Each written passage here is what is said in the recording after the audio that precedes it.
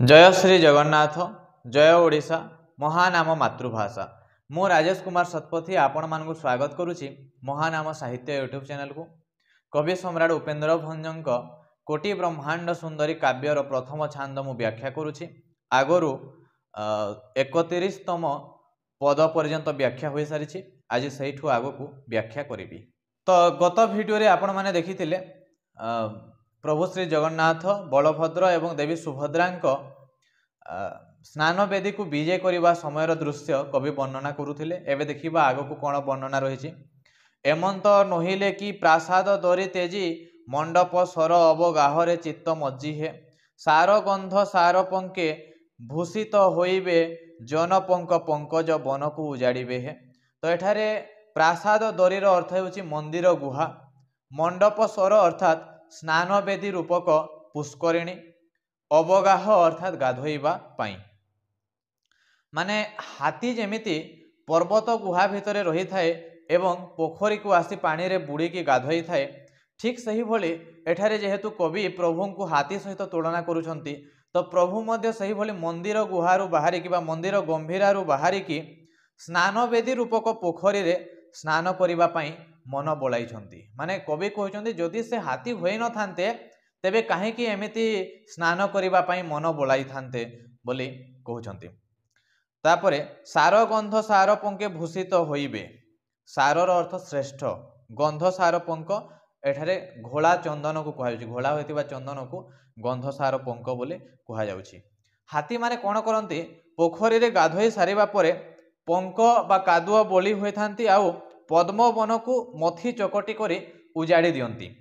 सही भली प्रभु भी स्नान वेदी उपरे स्नान करि सारिबा परे श्रेष्ठ सुगंध युक्त चंदन रे चर्चित हेबे आउ लोक मानकर पाप रूपक पद्मवन को से दली चकटी देबे बा उजाड़ी देबे। माने संपूर्ण रूपे हस्ती सहित एठारे प्रभु को तुलना करा जाउछि। तापरे कवि कहउचंती सबुदिने लीला स्थान नील महीधर भक्त भाव रज्जुरे बंधन अछि जार हे जड़ जेते छंती एते भाव की जानिबे बाहुड़ीबा बेले बेसे व्यकत होइबे हे भव सागर सुवर्ण तरणी विचारी सुभद्रा को विजय करा आइले तथा धरी है। नील महीधर अर्थात एटा माने बड़ देउल को कहा होछि नीलगिरी, जा माने अनेक कवि यहाँ को नीलगिरी बोली कहि थांती। तो प्रभु श्री जगन्नाथंक सबुदिनिया विहार स्थान हेउछि बा सबुदिनिया लीला क्षेत्र हेउछि बड़ देउल बा नीलगिरी। से भक्तर भाव रूपक रज्जुरे सब बेले बांधी होइकी थांती। तापरे जड़ जेते छंती एते भाव की जानिबे, जड़ अर्थात अज्ञान, जेते अज्ञान मूर्ख लोक अछंती सेमाने एही भली भाव को केमिति जानि परिबे। सेमाने देखंती जे जगन्नाथ मंदिर को फेरिबा बेले हस्ती वेश धारण करिछांती। माने अज्ञान मूर्ख माने काहेकि हस्ती हेले हस्ती सहित तांकर सादृश्य कोन सेटा बुझी पारिबे नाही। केवल स्नान वेदीरु जगन्नाथ फेरिबा समय रे देखिबे जे प्रभु हस्ती वेश होइछंती। सेतिकिरु महाप्रभुंक हस्ती बा गुंजर भाव प्रकाश पाई थाए। भव सागर सुवर्ण तरणी विचारी माने सुभद्रा देवी को संसार सागरर सुवर्ण डंगा विचार करिकी सेवक माने टेकी नियंती मंडप ऊपर को, माने टेकी नहीं कि मंडप ऊपर विजय करांती। तापरे तापत्रय भांड भंजन को दंड वर सुदर सनंक विजे सही परकार है इंद्र पद दाता जे राजाधिराजेश्वर विजय करे द्विज देई निज कर भर है। तो तापत्रय संसार रे मनीष तीनोटी तापर अधीन, गोटे होछि आध्यात्मिक, आ गोटे आधि दैविक, आ गोटे आधि भौतिक। या तीनोटी ताप बा तीन प्रकार दुख बोली भी कहा जाए, आध्यात्मिक, आधि दैविक आउ आधि भौतिक। दंडवर अर्थात श्रेष्ठ ठेंगा। तो एठारे कवि कहउचंती लोक मानकर तीन प्रकार दुख बा तीन प्रकार तापर रूपक हांडी भांगिबाकू सुदर्शन दंड आकार रे विजय होती। माने श्रेष्ठ दंड आकार रे सुदर्शन विजय होती लोक मानकर दुख रूपक हांडी को भांगिबा पाई। तापत्रय भांड, भांडर अर्थ होछि हांडी, भंजन को दंडवर सुदर्शन बीजे सही प्रकार है इंद्रपद दाता जे राजाधिराजेश्वर। तो महाप्रभु निज इच्छा अनुसार इंद्रपद दे पारती। से ब्राह्मण मानक उपरे हाथ भारा दे राजाधिराजेश्वर भली विजे करती। माने प्रभु जी कि इंद्रपद निजे निज इच्छा दे पारती, से पुणी ब्राह्मण मानक हाथ रे भारा देकी राजाधिराजेश्वर भली विजे करती मंडप उपरे। ढालती चामर श्वेत छद्र टेका तही क्षीर सागर लहरी भ्रम उपजाई है।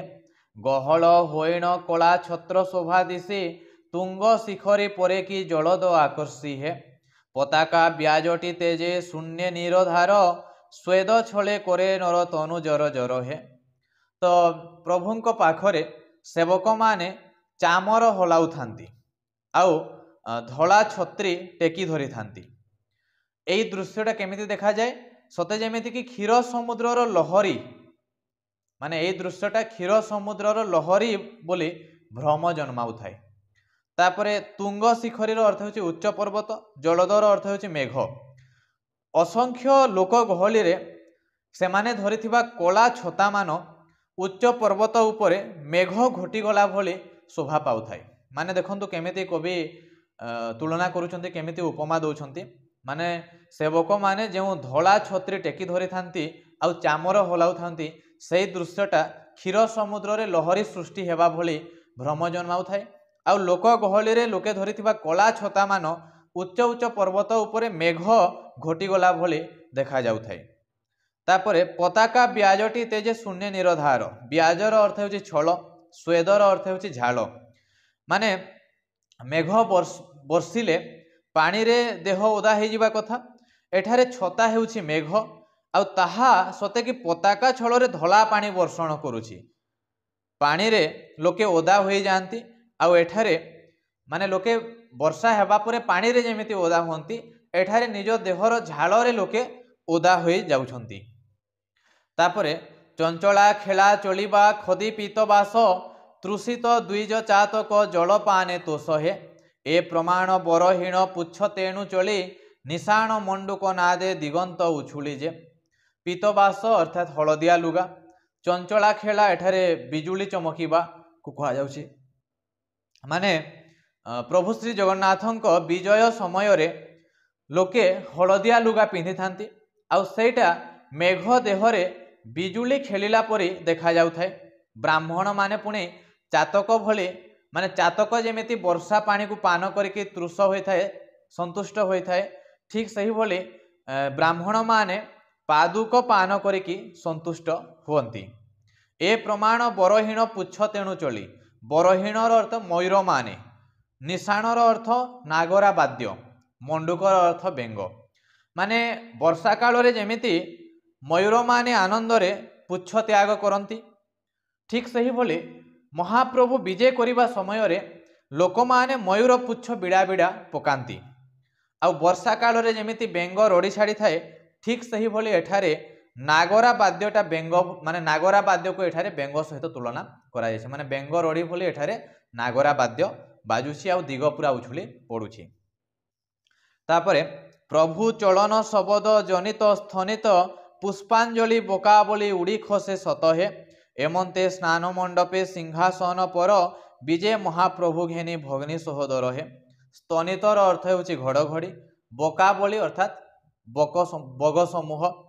तो महाप्रभुंक आगमन शब्द मेघर घड़घड़ी परी आउ जेते बेले लोके पुष्पांजलि देउछंती बा फूल फिंगुछंती सेटा कोन कि भली दिसुछि, माने बगपंती भली देखा जाउछि।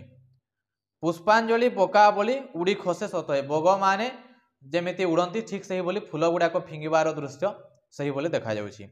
एमंते स्नान मंडपे सिंहासन पर विजय महाप्रभु घेनी भग्नि सहोदर है। तो एही भली भावरे प्रभु श्री जगन्नाथ निज भाई एवं भौणी को नेकी सिंहासन उपरे बा स्नान मंडपर सिंहासन उपरे विजय होई अछंती। तो आज पई एतिकी, पुणी परवर्ती पद ठारू आगो को परवर्ती वीडियो रे व्याख्या करिबी। धन्यवाद।